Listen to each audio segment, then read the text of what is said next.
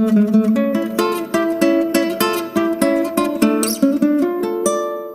Everybody, నేను మీ సుందర్ వీరబైన. మీరు చూస్తుంది smart Sundar YouTube channel.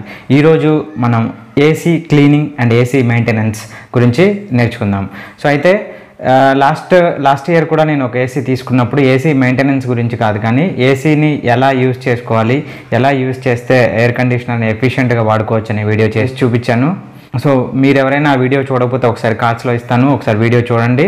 And then ఇప్పుడు 1 ఇయర్ తర్వాత దానికి కావాల్సిన మెయింటెనెన్స్ ఏంటి, లేకపోతే 1 ఇయర్ తర్వాత మళ్ళీ వాడుకోవాలంటే ఏం చేయాలనేది ఇప్పుడు చెప్తాను. జనరల్గా మనందరికీ తెలిసిందే, ఏసీ కొన్న 1 ఇయర్లో ఒక 3 టైమ్స్ ఏసీ కంపెనీ వాళ్ళే మనకి 3 టైమ్స్ ఫ్రీ సర్వీస్ ఇస్తారు. సర్వీస్ అంటే ఏం లేదు, వచ్చి చూసి వాళ్ళు ఏమైనా ఫిల్టర్స్ జామ్ అయి ఉంటే, లేకపోతే డస్ట్ పట్టుంటే అది క్లీనింగ్ ఎలా చేసుకోవాలో చూపిస్తారు, క్లీనింగ్ కూడా చేసి వెళ్తారు.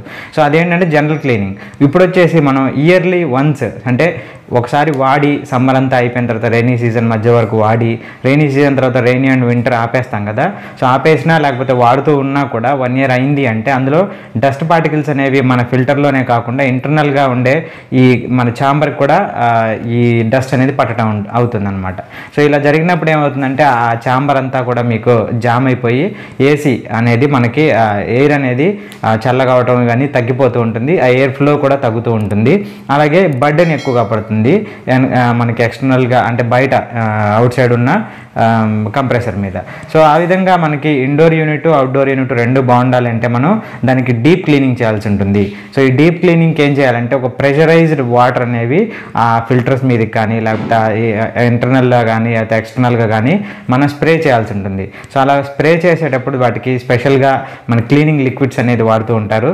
సో అవైనా వాడచ్చు, లేకపోతే ఇప్పుడు సింపుల్గా మన ఇంట్లో ఉండే షాంపూని కూడా అందులో కలిపేసి వాడుకోవచ్చు. సో ఇవి కాకుండా ఇంకా వేరే ఏదైనా వాడాల్సి వచ్చినప్పుడు కొంచెం జాగ్రత్తగా చూసి వాడండి. ఎందుకంటే అందులో ఆ వాటర్ని అందులో మిక్స్ చేసి స్ప్రే చేసినప్పుడు వాటర్ కంటెంట్ ఏమైనా అక్కడ మిగిలిపోయి ఉంటే మనం తీసుకున్న ఆ కంప్రెసర్ ఏదైతే ఉందంటే ఇండోర్ యూనిట్ కానీ అవుట్డోర్ యూనిట్ కానీ రస్ట్ పట్టే, అంటే తుప్పు పట్టే అవకాశం ఉంటుంది.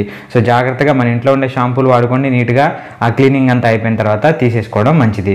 సో ఇలా డీప్ క్లీన్ చేయడం వల్ల ఏమవుతుందంటే ఇంటర్నల్గా ఎక్స్టర్నల్గా ఇండోర్ యూనిట్లో అవుట్డోర్ యూనిట్లో రెండింట్లో కూడా చిన్న చిన్న డస్ట్ పార్టికల్స్ ఏమైనా పట్టేసి జామ్ అయిపోయి ఉంటే ఇవన్నీ కూడా క్లియర్ అయిపోవడం జరుగుతుంటుంది. సో ఇది మేజర్ మెయింటెనెన్స్ అనమాట ఏసీకి. ఎవ్రీ ఇయర్ ఒకసారి చేయించుకుంటే చాలా బెటర్.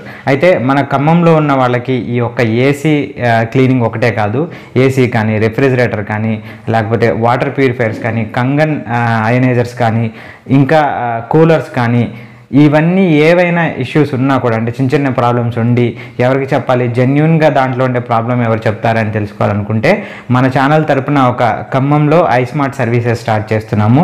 సో ఖమ్మం వరకు మన దగ్గర ఉన్న టెక్నీషియన్స్ని, ఖమ్మం డిస్ట్రిక్ట్ వరకు, అంటే డిస్ట్రిక్ట్ నుంచి ఒక 20 కిలోమీటర్స్ రేడియస్లో ఎక్కడి వరకైనా టెక్నీషియన్ పంపించి ఈ సర్వీసెస్ అనేవి చేయించగలం. సో కాబట్టి మీరు ఒకసారి నేను కింద డిస్క్రిప్షన్లో ఇచ్చాను, వాట్సాప్ గ్రూప్ లింక్ ఇచ్చాను. సో అందులో జాయిన్ అవ్వండి. వాటర్ ప్యూరిఫైయర్స్ కానీ, కంగన్ అయనైజర్స్ కానీ, ఇన్స్టలేషన్ అండ్ సర్వీసులు, లేకపోతే ఏదైనా మెయింటెనెన్స్ అవసరమైంది ఏసీలు కానీ, డీప్ క్లీనింగ్లు వచ్చేసి, లేకపోతే చిన్న చిన్న రిపేర్స్ వచ్చేసి వాషింగ్ మిషన్లు, రిఫ్రిజిరేటర్లు, కూలర్లు, ఈఏసీలు. సో ఇలాంటివి ఏవైనా డొమెస్టిక్ ఎక్విప్మెంట్స్ మీకు ఏదైనా ఇష్యూ వచ్చినప్పుడు సింపుల్గా ఆ వాట్సాప్ గ్రూప్లో మెన్షన్ చేయండి, మేము టెక్నీషియన్స్ అరేంజ్ చేయడానికి ట్రై చేస్తాను.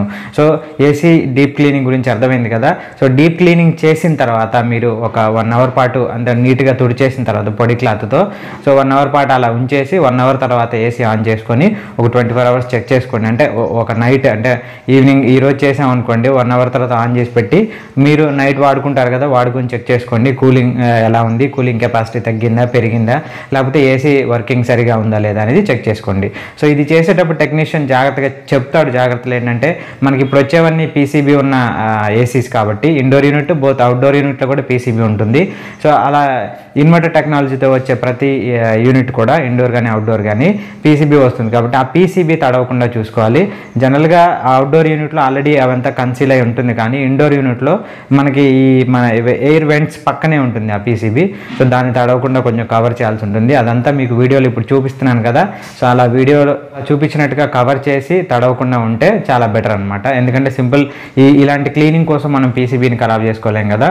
సో ఆ విధంగా మీరు దాన్ని పీసీబీని కవర్ చేస్తూ కొన్ని జాగ్రత్తలు పాటిస్తూ ఆ పెద్ద కవర్ ఏదైతే ఉందో అది పెట్టేసి నీళ్ళ ఇంట్లో అంతా చెమ్మకుండా రూమ్లో అంతా చిమ్మకుండా ఆ నీళ్ళని ఒక బకెట్లోకి తీసుకొని క్లీనింగ్ అనేది ఈజీగా చేస్తారు. సో ఇలా ఈజీగా ఎవరైనా ఇలాంటి క్లీనింగ్ సర్వీసెస్ కావాలంటే మన ఇస్మార్ట్ సర్వీసెస్ ఖమ్మం గ్రూప్లో జాయిన్ అవ్వండి. సో ఖమ్మం నుంచి ఒక 20 కిలోమీటర్స్ రేడియస్లో 30 కిలోమీటర్స్ రేడియస్లో మీరు టెక్నీషియన్స్ని అరేంజ్ చేయడానికి నేను ట్రై చేస్తాను. So that's all for now. Thank you for watching my video.